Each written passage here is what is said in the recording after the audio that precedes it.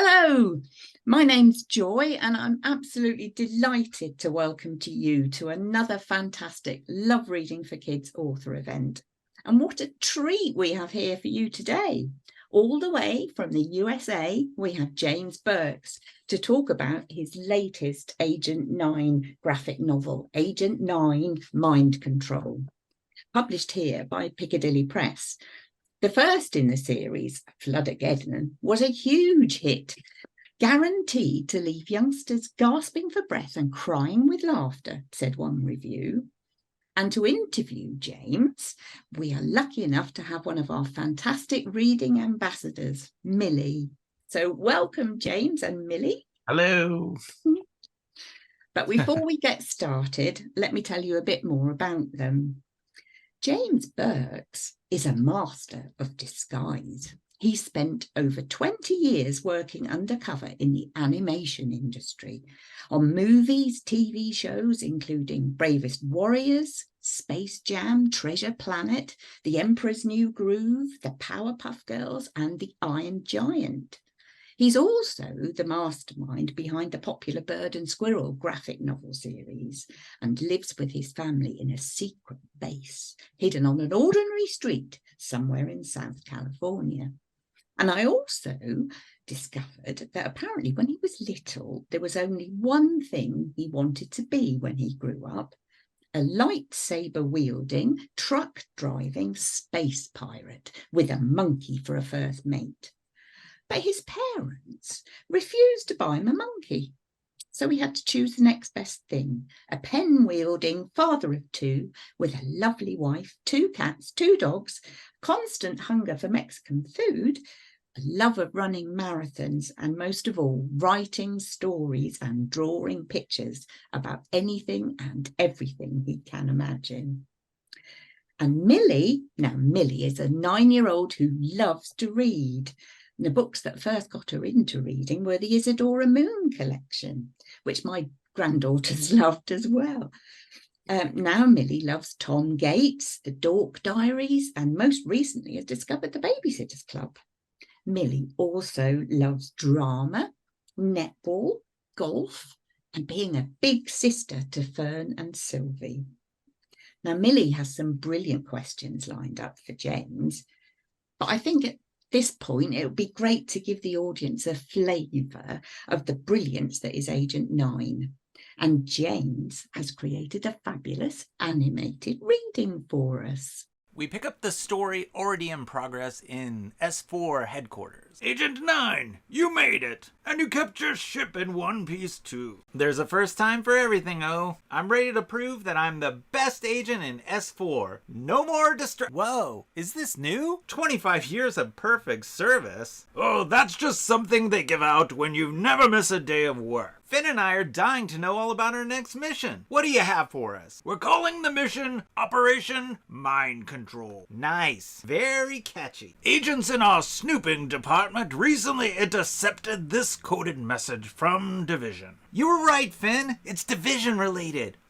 Stay focused, Agent 9. Right, laser focused, eyes on the prize. As I was saying, we were able to decipher the message, and from this piece together Division's devious plan. We believe Division scientist IQ is building a mind control device, or MCD as indicated in the coded message, which, if completed, would give Division the power to turn whoever they choose into unwilling puppets and cause chaos around the globe. That is why the mission is called Mind Control. Whoa, who's that? That's the Wolf, an independent operative who works for whoever has the most money. I've had problems with the Wolf in the past. He must not be underestimated. Mental note made. Division has hired the Wolf to retrieve 2 items. The first is this prototype superconducting electromagnet, which will be on display at RailCon. Magnets power bullet trains. That magnet can quadruple the speed of the fastest train. Or, in the wrong hands, it can be used to create a powerful mind control device. What we need you to do, 9, is switch out the prototype with this decoy before the wolf can steal it. That seems easy enough. It's not quite as easy as it looks. A half-ton of sapphire glass covers the electromagnet, which you will have to lift to make the switch. I've been working out, so it shouldn't be a problem. Oh, sorry. Then what happens after the switch? Once the wolf steals the decoy, you'll track him to IQ's secret lab, transmit the coordinates back to S4, and then we'll send in additional support to help finish the job. Any questions? Which will bring Finn and me closer to identifying the sinister super secret head of division and being named Spy of the Month. Let's keep our focus on this mission for now. Right, focus. What about the second item? The second item is a nanotech battery created by Quark Labs. But without a working electromagnet, the MCD will be useless. So you only need to keep your eyes on the wolf while he retrieves the battery. Got it. I'll sneak into Railcon, make the switch, trail the wolf, find the secret lab, and get the MCD. I like your enthusiasm, but this mission is too important to rest on the shoulders of only one agent. I couldn't agree more. That's why I have Finn. I don't doubt that Finn is a valuable asset to every mission you go on, 9, but it's important you learn to trust others as well. What? Finn and I make the perfect team. We even finish each other's...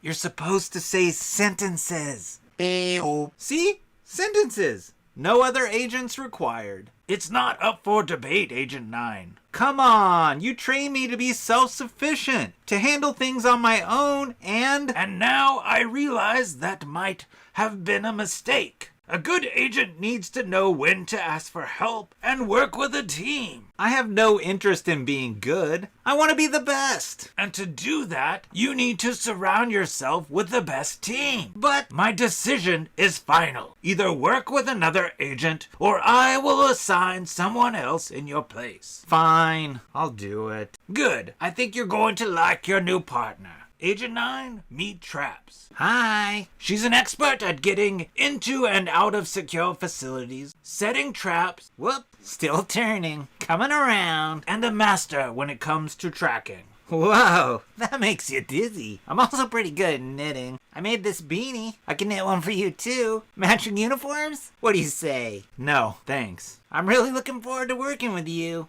Well, there goes Spy of the Month. See, I told you it was brilliant. Great voice. Amazing. It was amazing. Right. Okay, Millie, over to you. Your questions? How did you decide you wanted to be an author? For example, has anyone in your family been an author before you? So no one in my family is an author or an artist for that fact. My dad was in business and my brother sells insurance. My mom was a janitor, actually, so I was the only one that went into the arts and became an author. And so I didn't even start writing until I was in my 30s, but I started drawing when I was a little kid. I started drawing this cat named Garfield, which was from a comic strip. And so I've just drawn my whole life. And then I saw a movie called Beauty and the Beast, which Disney animated, which then made me decide I wanted to work in animation. So then I started working in animation. And then while working in animation, I decided I wanted to create my own stories. And so I just started writing stories on my own at night after I would come home from working during the day. And that's how I ended up creating Bird and Squirrel and eventually Agent 9. What is the best part about being a writer? I think the best part is probably just being able to, one, set my own schedule so I can get up pretty much whenever. Definitely now that my kids are much older enough to take them to school anymore, I can get up, at any time. I can work when I want. I can work wherever I want, because I can go sit at a cafe or at a coffee place and I can have my laptop or my iPad or even just a pad of paper and I can write stories. or I can go outside and be running and getting exercise and be thinking in my mind about writing stories. So I think that's probably the best part. You can set your own schedule. Do you think you'd like to be a writer, Millie? Does that sound good to you? Yeah. I like it the way Agent Lie likes to be by herself, but then she finds traps. Where did you get that idea from? So the idea is, well, I knew that because when I created Agent 9, I knew that they didn't have a lot of friends and they didn't trust a lot of people. And so when you have characters, the best thing to do is to put them in uncomfortable situations and put them in places where they don't quite fit in, because then it creates conflict. And that's where you get really interesting stories. So the fact that I had that Agent 9 has to work with a partner for the first time as part of a team, it's really hard for them, and so they have to really work really hard to make that work, and so it just makes for good storytelling. So that's why I decided to put 9 with a team or with traps.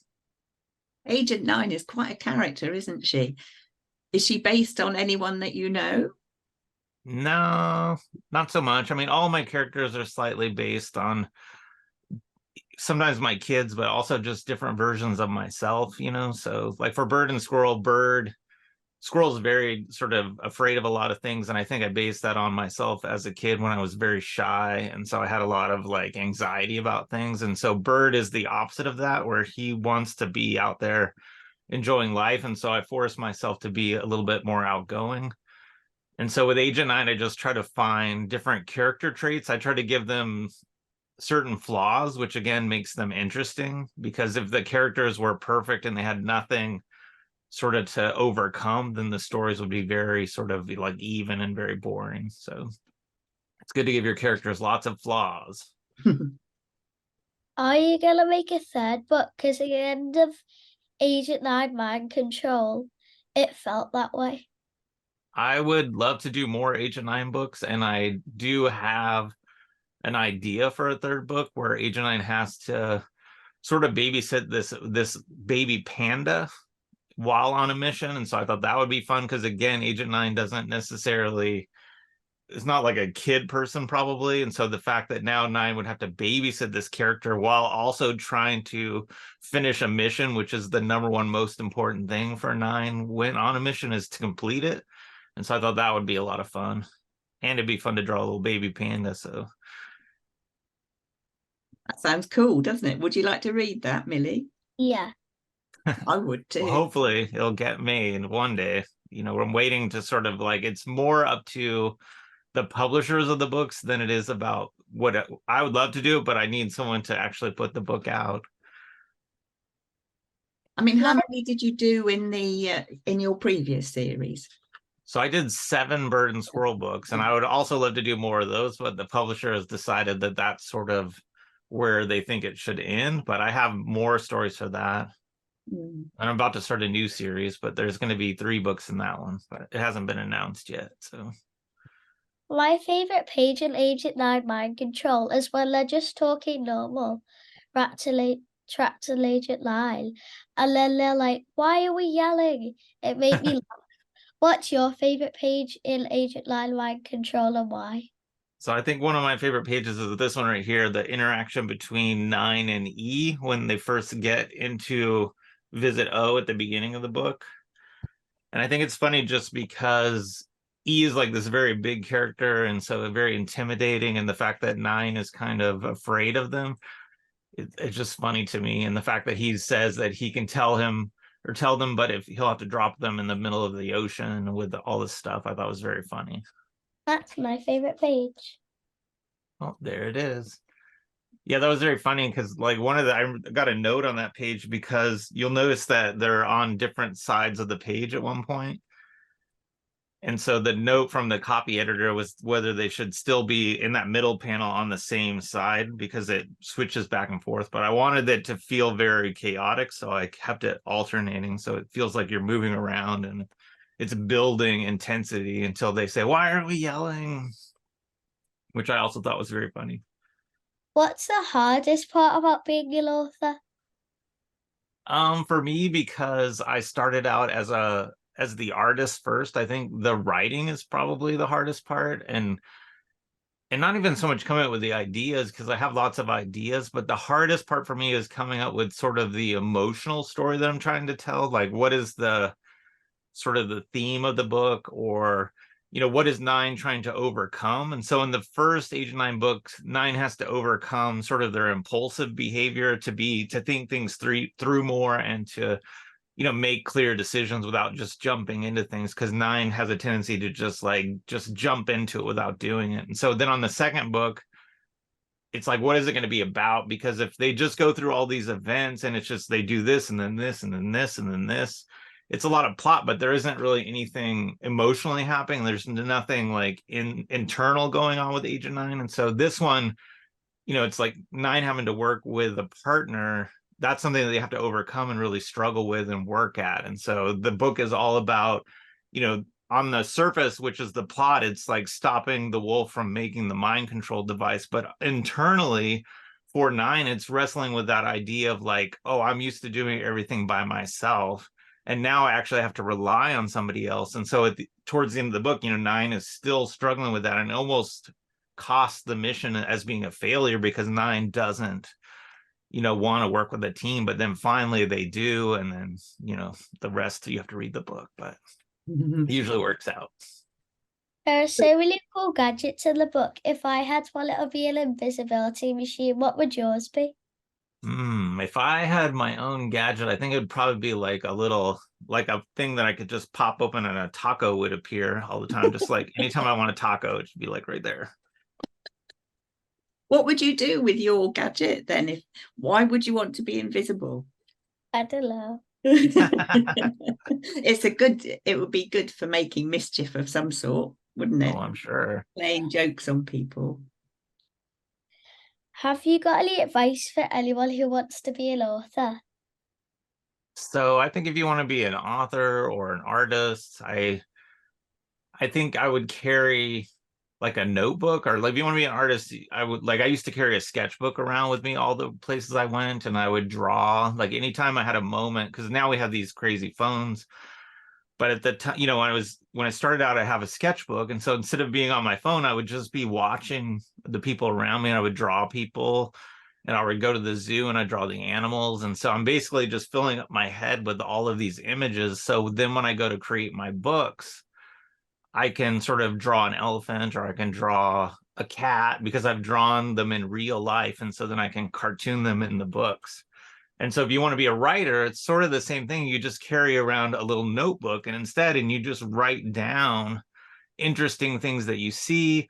Like if you hear somebody say something that seems kind of interesting or funny, it's like, write that down in your book. And you never know, because one day you might go back and be reading through this, and you'll find like this little thing that you wrote down, which could inspire an entire story or an entire series of books based on one line or something that you saw in your real life. And so write it down. Or even things that happen to you in your daily life. If you're in school and something bad happens to you, and you write that down, because those emotional things are also what makes stories in the future.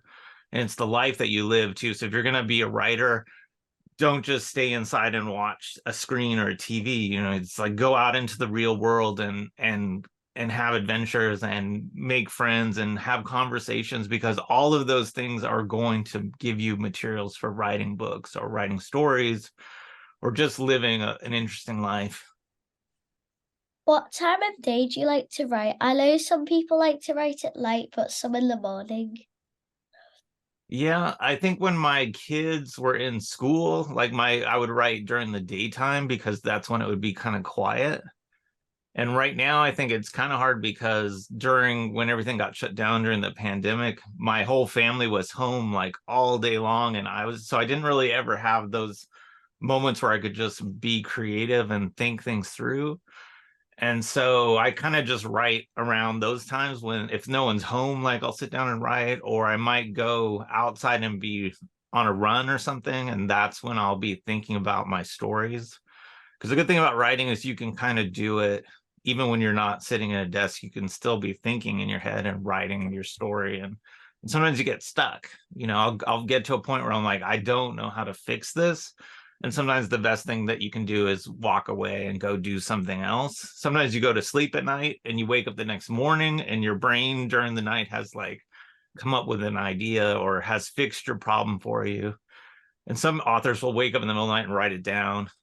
And I don't usually have that problem, but I'll usually remember it. So lots of authors also say that what made them an author or a writer was reading.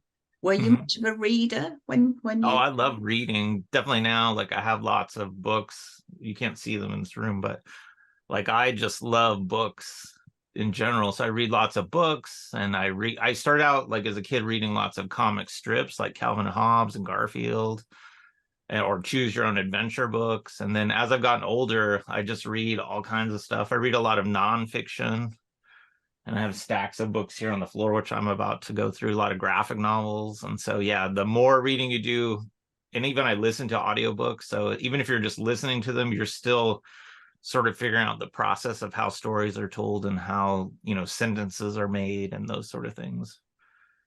And would you like to be an author, Millie? I think You so. like writing? Yeah, I like reading. And do you like writing as well? Have you tried writing stories? Yeah, we made our own stories up in year 4. Oh, very good. Excellent. Did you read them to your little sisters? No. How long have you been playing golf? Okay. No, how old were you when you started? Oh, I started this year. Okay, because I started playing golf when I was 10 years old, and I played all the way up through high school here, so until I was like 18. And then I sort of fell off after that, got into skateboarding, but I played golf like at your age all the way until I got older. I mean, are comics and graphic novels things that you have in your school, Millie? We don't have a lot of graphic novels, but sometimes we do get given them. I got one last week as a homework book. Oh, right. Wow. What was that then? Alice in Wonderland. Oh, I see. A graphic version of that. Yeah, but would you like to see more books like this in your classroom? And do you think they'd be popular? Yes, I do too. Teachers and parents generally, I think, are becoming much more positive. Comics used to be frowned on, if you can imagine that, Millie. They were not counted as proper reading, but they're definitely, people realise that. I think James and I were talking earlier, they're the gateway sometimes for children who think they don't like reading. I think the subject matter too has grown a lot from just because in comics, I think when they were founded like superhero comics and those sort of things there wasn't a lot of substance for a lot of people. They thought it's just sort of frivolous or a lot of pictures. But even though when there's more pictures than words, there's still a whole different part of your brain that interprets the pictures to go along with the words. And so you're using different things, different kinds of interpretation. And so I think they're great, so I'm glad you like them. My favorite book is the second one, Agent 9 Mind Control. Which one do you like the most? I think mine too, as well as the second one. The first one is very much, this is an introduction to Agent 9, so I'm still figuring out the character. And then this one I feel like has a much more complex story with the wolf, and there's sort of that reveal at the end, which then sets up for hopefully more stories. And so, usually as the more books I do, the more the character develops and the world will expand and new characters will come in, and you get to be familiar with the characters and hopefully develop a relationship and a love for them, which I like because I just like spending time with these characters.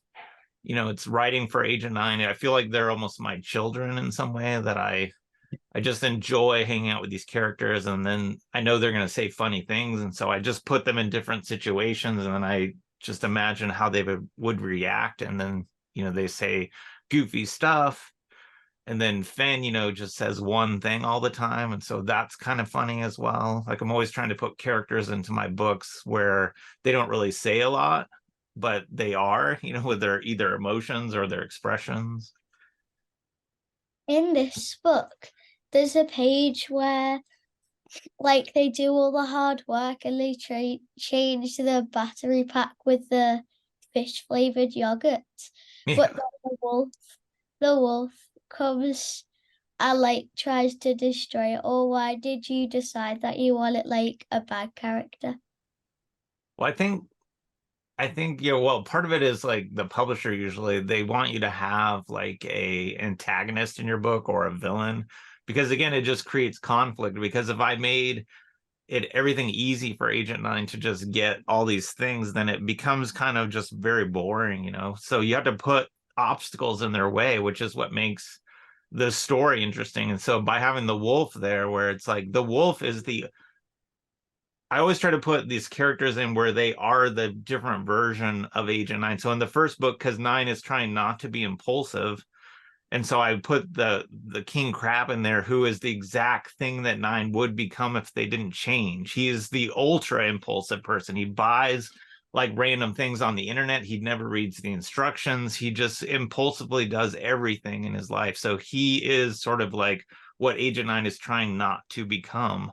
And so in the second book with the wolf is that character as well, because he thinks in his mind that he is the best and he's the lone wolf and he doesn't need to work with a team because they just hold him back and they'd slow him down. And so he is that version of like, if 9 stayed on that course, they would become sort of like the wolf, where they think they know everything and they don't really need anybody else. And so I always try to put sort of a villain in that fills that role as what you will become if you don't make better choices in your life, kind of thing. I really liked it in the first book when the crab was going through all the stuff. They looked at the light and she was like, the world's powerfulest light, but then he read it and it said batteries not included. Yep, not included.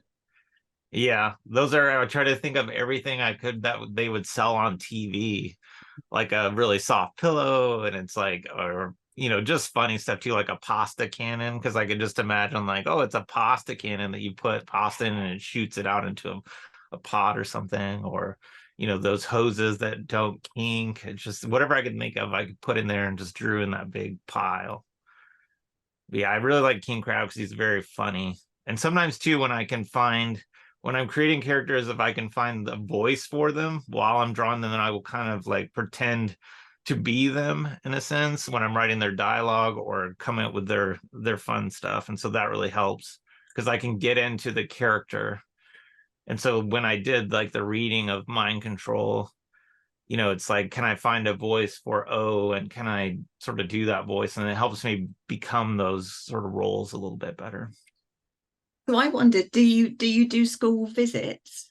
I do, yeah, lots of school visits. Like I'm getting ready to, in November, head to the middle of the United States for a visit. And then next year I go all over the United States, which one day I'd love to come to the UK and do stuff over there. Did you do sort of things like this, Zoom author events? I do, yeah, some Zoom stuff here or there, but I prefer like in person because I think just the experience and the interaction is different.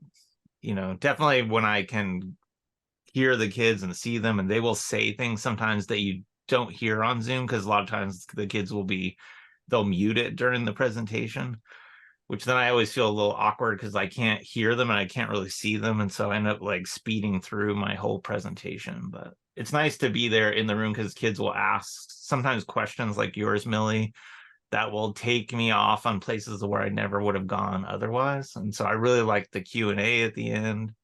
And I like to draw for the kids, and drawing in person, it's just different than me drawing on a screen or, when I'm not there. But since you're in the States and we're stuck here in the UK, I mean, I think a Zoom visit would be better than nothing, wouldn't it? Yeah, of course.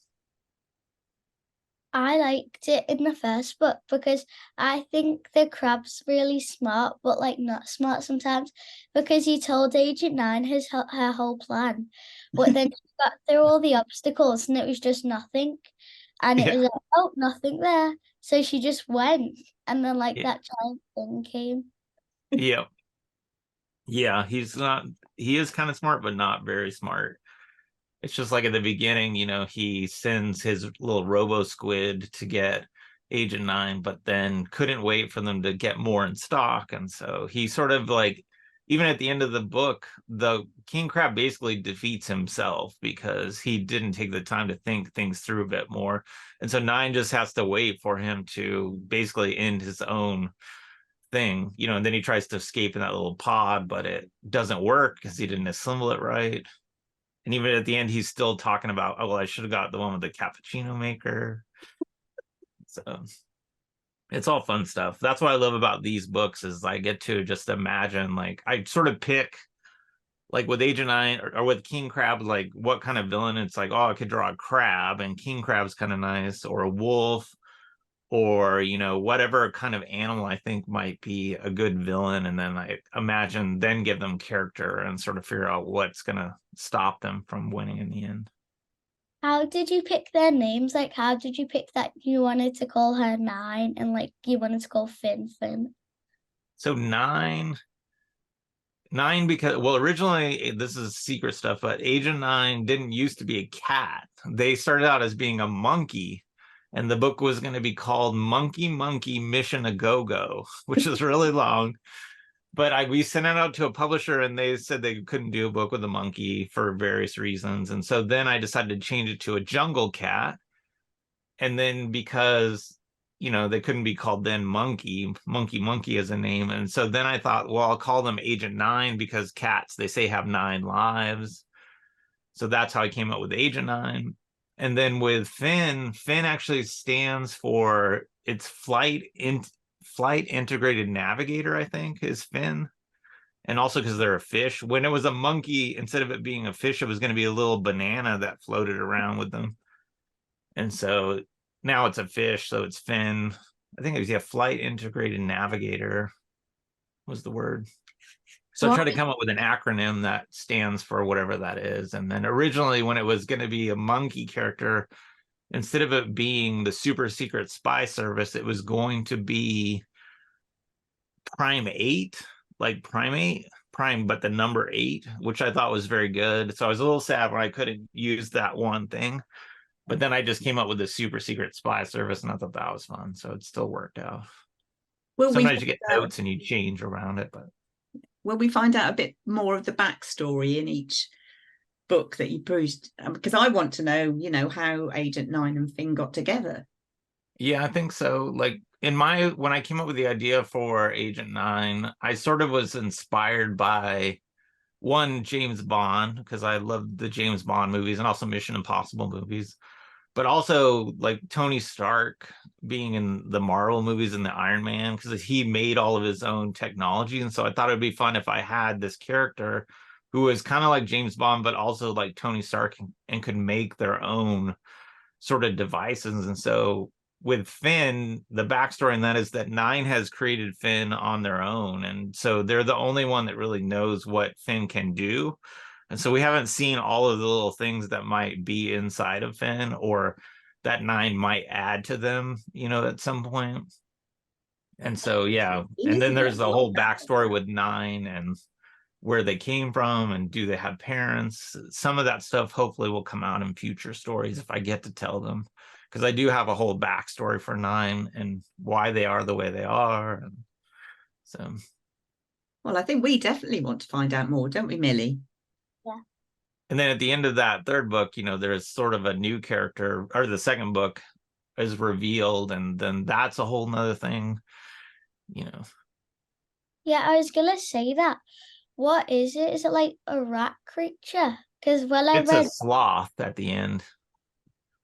Because when I read that, I was like, oh, is there another one? Because like it sounds like there's gonna be like another villain, but it's at the end. Yeah, it's supposed to be a sloth, and so it's very slow moving, which is why it has those little robot like mosquito things that are in the book sort of spying for it, because it can't go out on its own really and get around. And so it sort of is in a secret place where nobody knows except for these little things, and sort of controls all of the division from there. And so, and also is a little bit like the Emperor in the Star Wars movies. He's supposed to be kind of like that, like the sort of like the wrinkly face and just really funny. Because it was like it was just like Agent 9, but then on the next page, it was just like a whole new story. Yeah. Well, my friend even he read the book and he's like, oh, I thought, because he got to the end and he's like, what are these little robot mosquito things? And he thought I had never wasn't going to resolve that part of the story and that I had forgotten. And then he turns that last page and realizes, oh wait, okay, now we're figuring out what those things are and why. Which the odd part about doing that kind of storytelling is if the publisher doesn't let you do a third book, then you sort of set up this whole thing and you don't get to fulfill it. It And sounds, also, like, oh, go ahead. no, I was just going to say, it sounds to me like there should definitely be 9 books in this series. The 9. Oh, that would be amazing. I think, Yeah, 9 books. I have like about 9 or 10 ideas because usually the other thing I like to do is I just come up with the title of the book, like Mind Control. Like when my son was really little, he used to do this thing where we would be at a restaurant and he would put out his hand and he would go, Mind Control. And so that sort of inspired this story much later to call it Mind Control and like Floodageddon. And so then with the third book, because it's a panda in it, and this is secret stuff, it's called Pandemonium. So it's a lot of times just coming up with whatever that fun title could be. And then I think in my mind, like, how can I write a story to go along with this new title that I've come up with? And some people write entire books based on just the title. You know, you might come up with a title for a book, and that's what inspires the whole story. Like I did a picture book once that I just illustrated, but it was called The Monstore. And so it was a store that sold monsters to characters. And so she based that entire story off just the title of Monstore. I actually read the books the wrong way around. I read this one first and then that one. But then I realized that because this one had like the next character, and I thought if it was a second book, it would like have that character again. So then I realized that it was the other way around. Yeah, which, you know, I try to write my stories so they stand alone. You can read them in any order, or definitely with Bird and Squirrel, you can pick up all those books and just read and then go back. Which this one, you know, because Traps isn't in this book, but if I did a third story, Traps doesn't necessarily have to be in that book either. You know, it could jump around in time and we could go back and forth. But the way I've sort of written the story, I do have the plans to bring Traps back into the story because I think, you know, 9 needs a friend for sure. And I think Traps becomes that character and they work together. Traps strikes me as very loyal, a good friend to have. And I think originally too, when I came up with Agent 9, or before when it was the other thing, I originally tried to do 2 characters because I always like to do 2 characters like Bird and Squirrel. I had another book called Gabby and Gator that I did. And it's just nice to have 2 characters because they always have someone to talk to and you can have more comedy, especially if they're very different. And so with this one, I had originally, it was going to be this little hippopotamus that went around with 9 and they were going to be partners. But then my agent who helps me sell my books, she thought like, well, maybe she suggested adding 3 characters. And I was like, oh, how about I just go with 1 character? And that's why I brought Finn in, because Finn fills the role of the second character, but it's still different. So 9 has someone to talk to when no one is around. And because when you get too many characters, like 4 characters, then it's a lot of people to have in each panel or in every scene. It becomes a little bit overwhelming. And I like to keep things very simple and clear as possible. In the book, when Trap said when O like brought me in, he said I was almost called Agent Snacks because you brought loads of snacks. Were you actually thinking of calling her Snacks? No, I always Traps because it was a mouse. I thought like, you know, and there's obviously a cat and a mouse working together. Obviously, that's kind of funny. But I think because mice get a lot of times they get caught in traps, and so I thought it'd be fun if this mouse has developed the skills to not get caught in traps and not do these things, or, you know, sort of the opposite of what they're normally into. And then the whole snacks thing, you know, because I needed to bring in the fish flavored yogurt from the previous book. And it was also a moment because Traps has one of those in the bag, and that's the first time those characters can relate to one another. You know, it's like that's the moment where 9 finally realizes, like, hey, maybe I can trust this person, and we have this connection that we both love these sort of odd yogurts that no one else would enjoy. Would you It eat fish flavored yogurt? No. No, it's probably pretty delicious. I can't believe really how quickly our time has flown, and what a brilliant job you've done, Millie. Thanks so much to both of you. You're And very I'm welcome. sure everyone watching will want to get reading Agent 9 Mind Control by James Burke, published by Piccadilly Press and available from the 12th of October. And don't forget, you can buy it from Love Reading for Kids, where you'll get 10% off the recommended retail price of the title, and you'll have the opportunity to donate 25% of the price of the book to a school that means a lot to you. That could be any school anywhere in the UK. And that fantastic deal applies to all book purchases at Love Reading, so that's well worth remembering.